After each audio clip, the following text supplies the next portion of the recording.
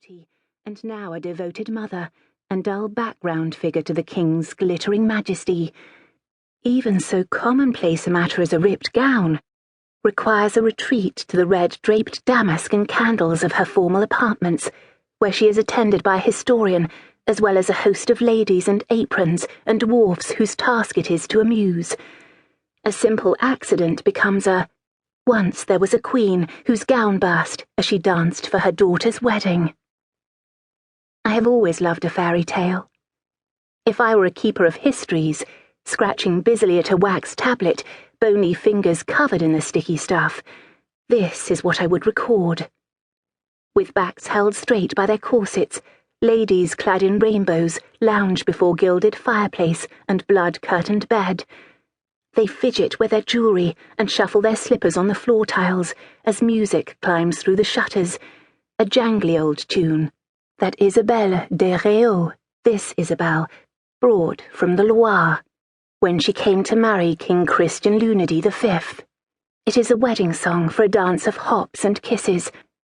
Musicians play it floating in flat-bottomed boats on Skyggehavn's bay and canals. It hangs in the air with the sweetness of imported sugar, out of which every possible morsel at the wedding feast has been made.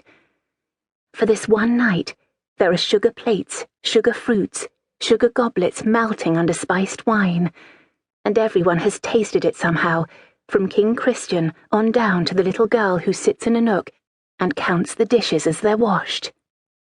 Lords and ladies flit from treat to treat in the airy banquet houses built in the courtyards, clad in their finest satin and brocade and cloth of tinsel, glowing with jewels, rippling at slashed breeches and sleeves, trickling ribbons from swollen hats.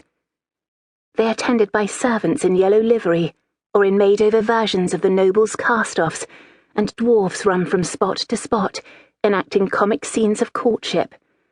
At every fragile little house, the gentles gorge themselves, and those who follow clean up after them, licking and nibbling what they can, blending that sweetness with the tang of sweat. On such a fantastical evening, we aprons imagine that someday we too might wed, and it could be for love. Such is the privilege of servants. The nobles may have their money and their political alliances, but we have our feelings. I once did. While the ladies think of dancing, my sister needlewomen and I stay tense and russet-gowned at the ready, anxious lest the work of so many hands and hours go flying to bits. To the nobility, we look like faded versions of humanity, being of the kingdom's original stock, rather than the French who conquered it a century ago, yellow-haired and white-complected, without powder or paint, anxious to satisfy our conquerors so we might spend a few days longer among our dreams. Our dreams are our riches, our hopes are our wealth, our fears keep us working, and thus let us live. I truly would like to think I'm in the middle of a fairy tale, facing the period of hardship that precedes a triumph. But I am not a likely heroine. To the courtiers, I'm just another native of the city. In my father's home district, I'm the lovelorn object of gossip and shame. His neighbours among the glassmakers believe that, on a winter's day in front of Holy Spirit Church, I lost my one chance at marriage and happiness, and I did it in a way that forced me to disappear. They are not wrong. But nonetheless, I brood over a nest of hope.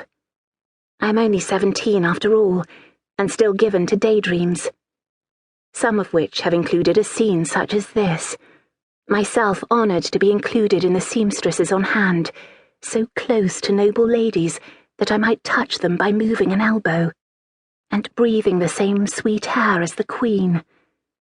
But as a simple seamstress, I can do nothing until given permission, except invent stories to soothe myself into patience. I have cause for fear now. Pink flesh is about to burst through Queen Isabel's gown, and that would be a wicked outcome indeed. Her body must be protected like a relic shut in a box. She seems eager to dwell in a coffin of misery, though, as she picks at the silver embroidery and costly white pearls.